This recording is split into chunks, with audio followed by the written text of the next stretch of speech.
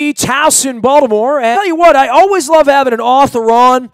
This guy has written a book that's even thicker than my book on the Ravens in Purple Rain 2. It checks in at, let's see, about with the indices, about 625 pages, and it's still not completely, unabridged because it's the life and times of Muhammad Ali. The book is called Ali, A Life. He is the author, Jonathan Eig. He's from the fighting city of Chicago, Illinois, where I've spent plenty of my time as well. And dude, a book of this magnitude and this size, first off, welcome on. Anytime anybody writes a book, I love having them on because it's a deep dive and I like those kinds of conversations. But I'm a guy fascinated with Ali. I don't know that there haven't been 100 books written about Ali at this point. I'm sure you read a bunch of them, but this is a hell of a topic to take on, especially in this time, right? Yeah, I felt like this was the biggest topic I could possibly take on at this point, and the best. I mean, Ali's life is huge. He's an amazing, fun guy to write about. It's got race, it's got religion, it's got awesome boxing, it's got politics. It's an amazing story. And there have been a lot of books written about Ali, but nobody had done the big fat biography that looks at his whole life. Well, tell me about the other books and your book, because, when I wrote a book on the Ravens, I read anything available to me. You're always reading and researching, and you don't look old enough to have been at the Thrilla in Manila, but who knows, where I am. But certainly, we're both familiar with many who have been, the tapes there. But then there's the behind the scenes of everything that ever happened in Ali's life, that so much of it really was played out with writers up in his camp in Pennsylvania. Alan Goldstein's a dear friend of mine. We lost him a few years ago, and he gave me an hour of radio just on getting in the car and driving up to Pennsylvania and seeing Ali train for these fights. There were reporters everywhere trying to chronicle and document his every move, right? Yeah, and that makes my job a lot easier because I interviewed about 250 people for this book, and it's just endless, the number of people who knew Ali. Many of them are still around. Most of them are still around, and I was able to get pretty deep inside his life. I interviewed all three of his living wives. I interviewed, his managers, his opponents, some of the people in his corner, his brother.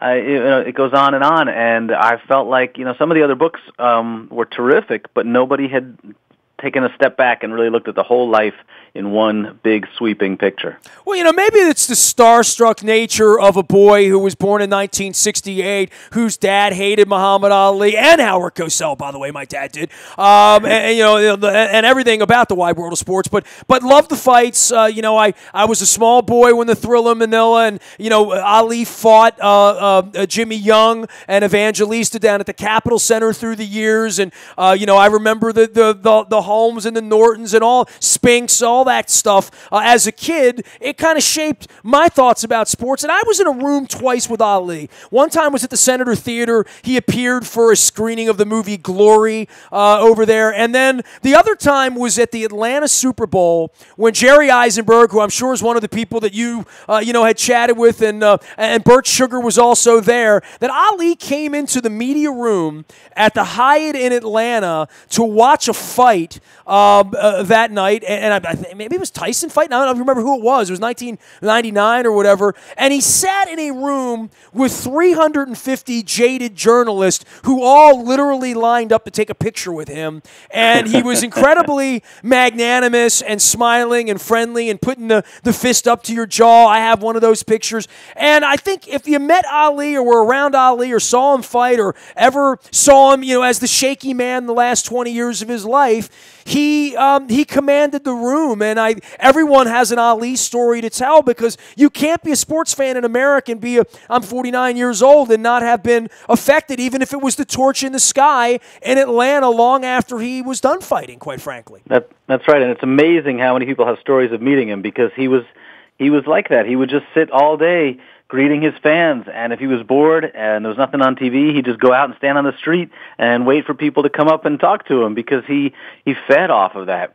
So, every time I talk about Ali, I always say, how many people actually here met him? And half the room raises their hands, because he would go to airports early and just sit there so he could hang out with people.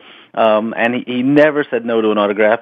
Sometimes he'd say, what else can I do for you? You want me to, let's go to the payphone and call your brother. And, he just could not get enough of that stuff.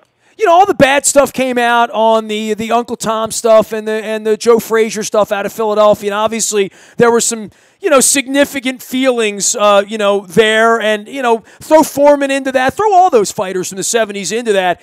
You know, Ali certainly led a life full of detractors. You know, there's a whole other side of the story that would paint Ali as the bad guy, right? Yeah, you know, he wasn't perfect at all, and a lot of people are still angry about the stance he took on Vietnam and his association with the Nation of Islam. He was, you know, a serial philanderer who cheated on his wives almost nonstop.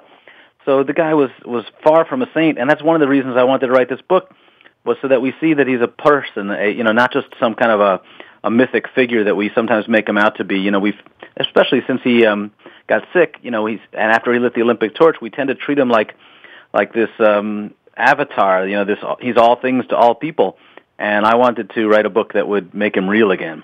Well, it was amazing that he became such a sympathetic figure just to be looked upon, right? And because no one would want to be trapped in that body. You know, I've had friends that I've lost along life's journey who've, you know, had the ALS, and, you know, I see what O.J. Brigance goes through to get out of bed every day and everything that goes into him being the special guy he is. You know, Ali dealt with the Parkinson's and sort of wore it, you know, right to the end. Didn't mind coming out, and I think a lot of people's emotions about him were like a wave during the course of his life. And especially, I think, if you were a Caucasian of 75 years of age on the planet when he passed recently, or even a person of color, everyone would have some sort of different story or association about Ali. And, you know, for him, I think the last 20 years of his life, I don't think anybody could have scripted it that way, right?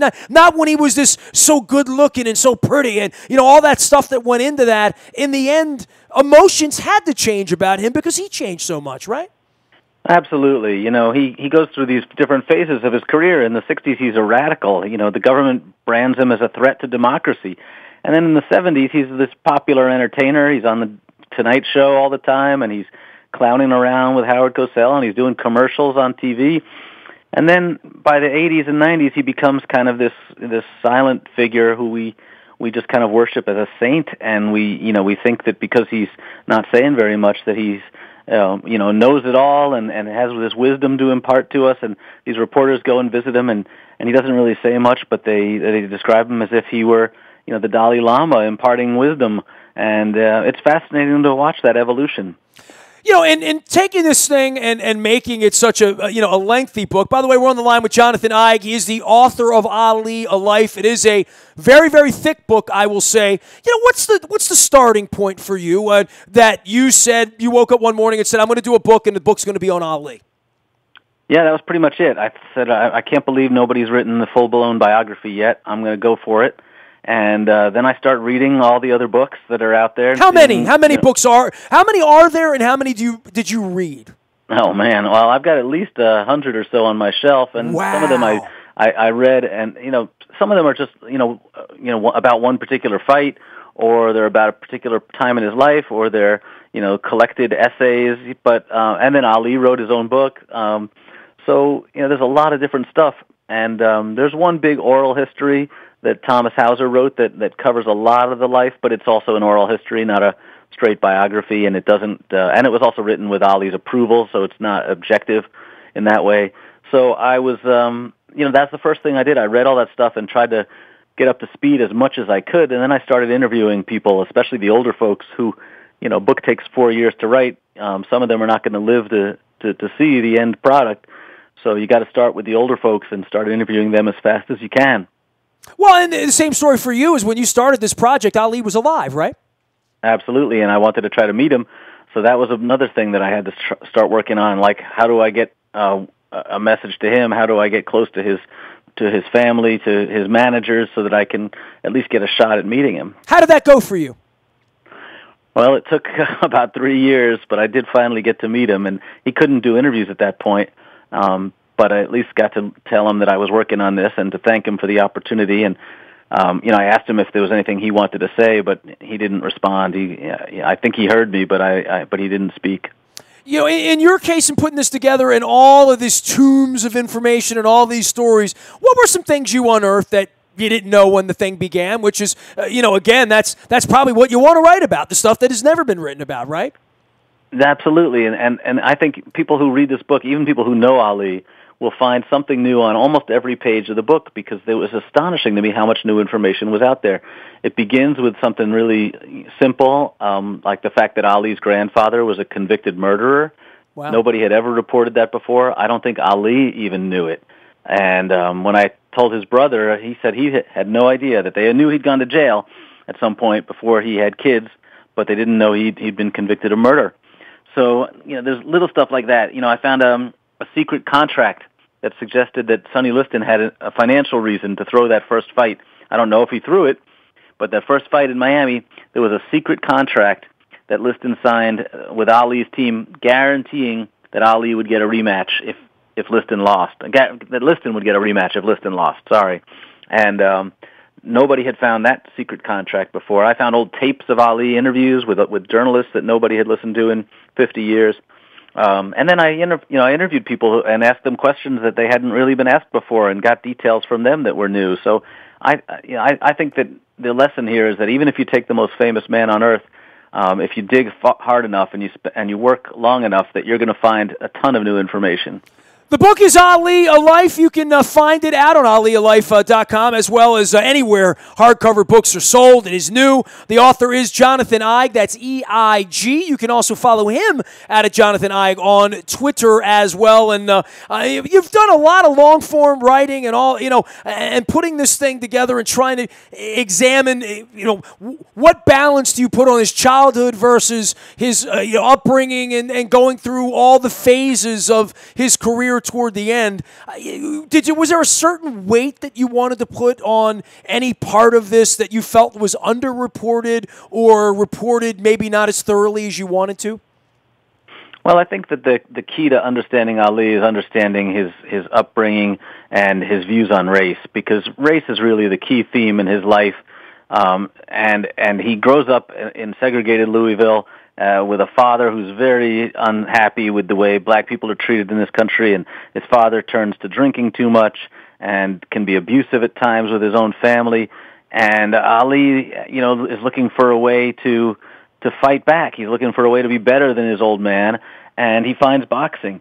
But none of that happens, and Ali doesn't become Ali if he's not the victim of Jim Crow segregation and laws that say black people are inferior. That's what he wants to fight. That's the reason he becomes famous, because he sees this opportunity to use boxing as a way to fight against racism. And that, to me, was the key theme for the book.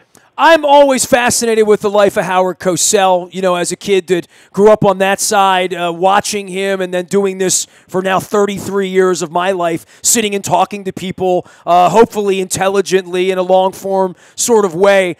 Boy, Cosell and Ali were certainly, part of the circus that was television and color television that came to life at that point, and promoting fights and promoting the brand of boxing and promoting the brand of ABC and promoting the brand of Cosell and Ali before people even knew what a human brand was at that point. But, Cosell was such a huge part of this, right? And sort of the master salesman in all of this. If there's no Cosell-Ali alliance, both of their lives would have been very, very different, right? I think that's right. I mean, they were a great team, and they were sort of like a vaudeville act. One of them played so beautifully off the other, and I think that they really helped one another's career. Cosell is one of the first journalists who takes Ali seriously and doesn't object to the use of his Muslim name when he changes his name from Cassius Clay. Most of the reporters refused to accept that. They just decided. They said, we're going to keep calling you Cassius Clay, and to his credit, Cosell acknowledged that Ali was entitled to whatever name and whatever religion he wanted. Cosell was Jewish, so that probably helped. And they became a great act. It helped both of their careers. Cosell was able to show he had great access, and Ali was able to show his human side and his comic side when he was on the air with Cosell. He is Jonathan Eig. The book is Ollie A Life. You can go find it out at Ollie A Life or anywhere books are sold. It is thick. Last thing for you, man. I wrote a book 4 years ago on the Ravens, and I had so many people come up to me and say, I don't read no books. I don't read books no more.